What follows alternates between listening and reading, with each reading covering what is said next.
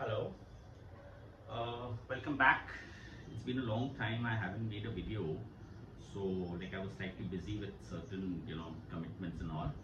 So we'll continue with from the last video, which was on arithmetic progression of class 10. Okay, so we'll talk about two identities, two formulas. One is Tn is equal to a plus n minus 1 into d. The other one is Sn is equal to n by 2 bracket 2a plus n minus 1 into d. So we'll be doing 4-5 sums based on these two, and we try to understand how do we apply these formulas. Let's take up one by one a question and you'll understand the concept better. Suppose there is a question that the 8th term of an AP is 45. The 8th term of an AP is 45. So we can write it as T8 is 45. That means there is an AP series. I don't know what it is, but the 8th term of that series is 45. So we write T8 is 45.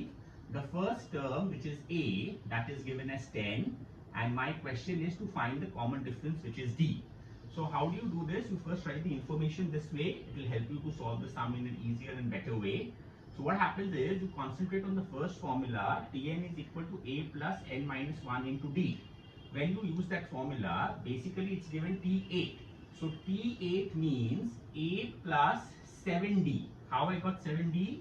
You think that n is actually 8 here. So it's a plus n minus 1 into d. So a plus 7 minus 8 minus 1d, that means a plus 7d is equal to 45.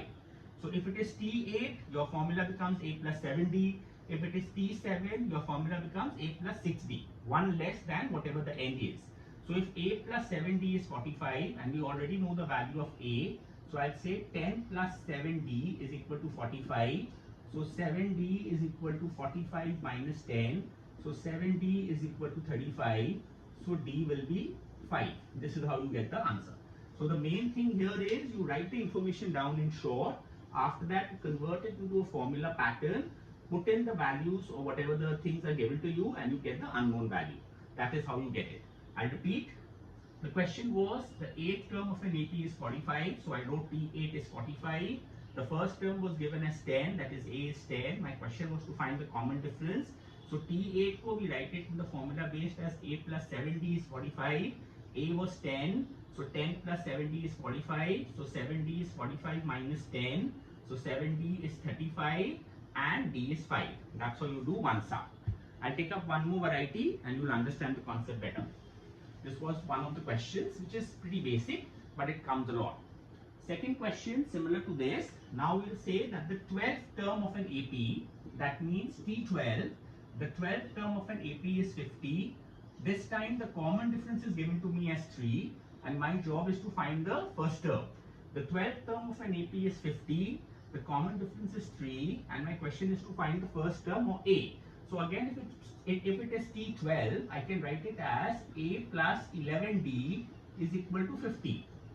If n is 12, so A plus 11D is equal to 50, but I know that D is 3, so A plus 11 into 3 is equal to 50. So A plus 33 is equal to 50. So A will be 50 minus 33. So the value of A will be 50 minus 33, which is 17. That is how you get the answer. 33, 43 and 750. So again the 12th term was 50, the common difference was 3, my job was to find A, so I used the formula A plus 11D is equal to 50 and the D value was 3 given, so A plus 11 into 3 is equal to 50, so A plus 33 is equal to 50, A is equal to 50 minus 33, so A is 17. That's how you get another question. Okay, till now whatever two questions we have done, we have actually just used the first formula, the Tn formula. We haven't used the Sn formula. So we'll try to do a sum based on that. Suppose I write a series here, 4, 7, 10, 13 and so on. So in this series, what is A? A means the first term, which is 4. The common difference is basically the second term minus the fourth term, which is 7 minus 4, that's 3. And my question is that if somebody keeps on writing the series in this pattern and he writes the first 15 terms, what will be the summation? That means my question is to find S15. There's a series given. I wrote the A, I wrote the D. My question was to find the sum of the first 15 terms. Whenever they talk about the sum of something, we have to use the Sn formula, the big formula. So here, as per the formula, you will say Sn, matlab here it's S15, n by 2, that means 15 by 2, bracket 2a means 2 into 4 because a is 4, plus bracket n minus 1, that is 15 minus 1 into d, d is 3, and you close the box bracket. Then you solve it as 15 by 2, 2 into 4 is 8, plus 15 minus 1 is 14, 14 into 3. Then it is 15 by 2, bracket 8 plus 14 3s are 42. Then you get again 15 by 2. Now 42 plus 8 is 50. You can do the cutting here. So you will get 15 into 25. I reduce the 50 and 2.